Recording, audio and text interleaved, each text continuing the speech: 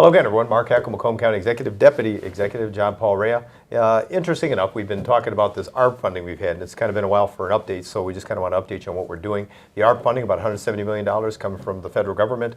Many communities are getting some of this funding. Question becomes, what are we doing with it? We want to make sure we're doing something transformational here in Macomb County, and it's going to have some kind of an impact into the future, but also impact everyone within the community that this money is spent on. So we've got a couple projects that are important to us here in Macomb County. One is the Central Intake and Assessment Project, and the other one is trying to figure out how do we reconfigure what's going on with the health department. Obviously, the concerns we saw with COVID, the importance of the health department, but those resources that are connected to the health department, whether it's senior services, whether it's veteran services, I mean, the connectivity that they have over there really is going to help people out, and we're working on that as well. And Candace Miller doing some of the underground work that she needs to do. So the bulk of that money, if not all that money, is going to be spent on 3 major projects, or at least that's where we're kind of focusing our attention on. Studies are being put out. In fact, we've already got one that's come back from the jail project, and that's going to be approximately $100 million for that particular project alone. And with that being said, we thought, you know what, we know the state's got a ton of money that they're going to be trying to figure out how do they release in different, I guess, buckets. And one of those buckets happens to deal with mental health and you know, kind of a law enforcement arena. And so we went to Lansing, myself, JP, and Candace Miller, and we made an appeal to some of the state reps and some of the senators, and specifically on our approach chairs, the chairs of each one of the House, and kind of had conversation, explained to them what our project was all about, the Central Intake and Assessment Center, and asked if they were going to earmark some of this money for some of these projects.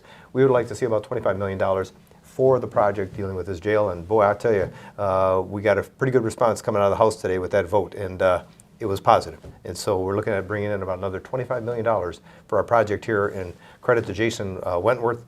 You know, I can't thank him enough for listening to us, but also kind of leading the charge on that, as well as our state rep Hertel and Jeff Yarrow from the northern part of Macomb County, as well as all of our delegation coming together to help push this project for us so that we can get that funding here in Macomb County to, I guess, offset those costs. Mark, it's been a fantastic process, not only engaging the legislators, understanding that there is going to be resources available through the state. And as we've discussed with those folks, not only with our local delegation, but the folks across the state of Michigan, there was going to be a priority on not only criminal justice reform, but as you highlighted, links to mental health and understanding how there are opportunities for assessment and treatment. As you've highlighted time and time again, Mark, you know, confinement cannot be the solution for treatment. And specifically with this criminal justice intake and assessment and housing model that we're looking to put here in the county, putting $100 million in this concept, turning it into a reality that's not only going to revolutionize the way that we're providing criminal justice services here in Macomb County, but also being a model that others could replicate. Yeah, and the complexity of this project, or the process, and even the facility, you know, you try to sum it up, and it's kind of difficult to do, but kind of the simplest way of putting it is, you know, law enforcement comes in contact with many people every day, and again, we got different law enforcement agencies throughout the entire county, and you know, even the state police are in and around Macomb County. And with that being said, you know, they do come in contact with folks, and sometimes arrests are made, and when they do, they bring them in. We know that there's a lot of folks that we do bring in that have mental health substance abuse issues. Maybe they're brought into a local lockup, or they're brought into the county jail. Eventually, if they're going to be, you know, if their arraignment process goes through and they're going to be detained, they're brought to the county jail. The question is, what are we doing at the onset? Take a look at this person, make a determination. There's got to be a triaging of, you know, people that understand this far better than, you know, a corrections officer, that are experts in that area. So the processing of this is going to be working with those that are experts in their area, substance abuse, mental health, as well as folks that have community corrections, the prosecutor's office, the courts, with an agreement upon that to make a determination. Are there other avenues to put this person through? In other words, are there outside resources that we can send them off to, so we're not clogging up the system itself, wasting time and taxpayer money, and yet trying to get the right type of treatment or support for people that truly do need it. And I think many of us have somebody we know, and if you don't, you're very fortunate that maybe has a mental health or substance abuse problem.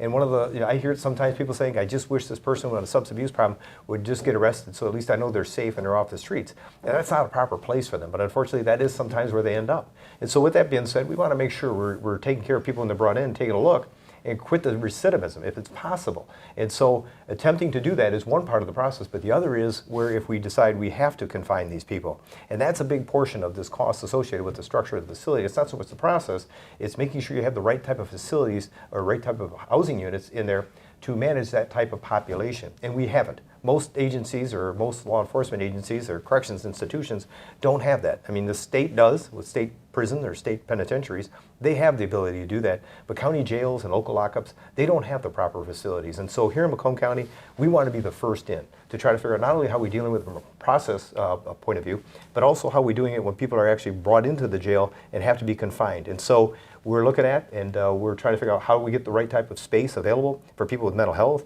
people that have substance abuse, and they get that necessary treatment that they have while they're in there and going through the court process. So again, it's an incredible model that we've kind of come up with.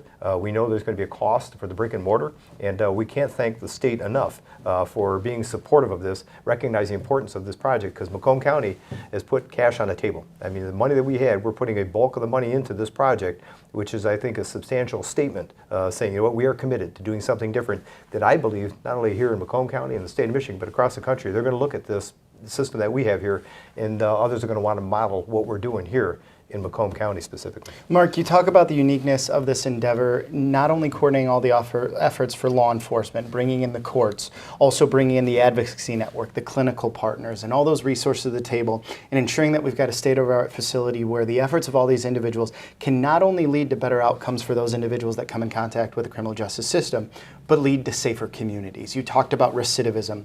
The other thing that we talked about time and time again is those individuals that do come into contact with, the criminal justice system, the impact that it has on a family back home, whether there be dependents, other individuals, disruption to work, things of that magnitude.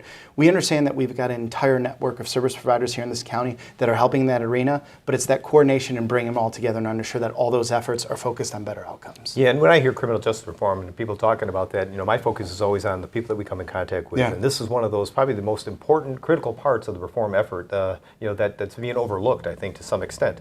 And so with that, here in Macomb County, we're not going to overlook that. And we're fortunate we have the Board of Commissioners on board, making sure that, whatever we're putting forth is going to be something that they could support, and allowing that money to be used for that purpose, but knowing that we got this other $25 million coming to really offset or being used for this particular project is a great statement on behalf of the state of Michigan. And again, right now, just got out of the House. It's going to have to go to the Senate for their approval. And then obviously if they do pass this through and it goes to the governor's desk, is going to need to sign off on that as well. But we're about a third of the way there, and we're very fortunate here in Macomb County to once again showcase what we can do and be a leader in this area of criminal justice reform, but also making sure that we don't have this philosophy of build and they will come. I can continue to build bed spaces in a county jail and we can continue to fill them, but are we doing it the right way? And we've shown, and it's been proven, that we haven't been doing it the right way, not just here in Macomb County, but across the country. And this is going to be a model for others to replicate once we get this up and running. And so I can't thank enough the support we got going up to Lansing. Candace Miller, she's up there for a particular need that she has with underground sewers. JP with our health department and connectivity we have with our other resources for community support. We're trying to get through all that as well and other funding. But again, the fact that they were listening, they heard what we had to say, and they were really supportive of this project we got going here in Macomb County. So, hats off to everyone for making that a reality. It's not every day you get $25 million from the state legislature, and it's a great step in a process we're going to keep fighting for. It's a big statement. So again, you'll continue to pay attention to what we're doing here in Macomb County, because we're going to continue to inform you what we've got going on here in Macomb County, and I'm certain you're going to be hearing more about this in the very near future. So in the meantime, as I always say, continue to keep you and your family safe.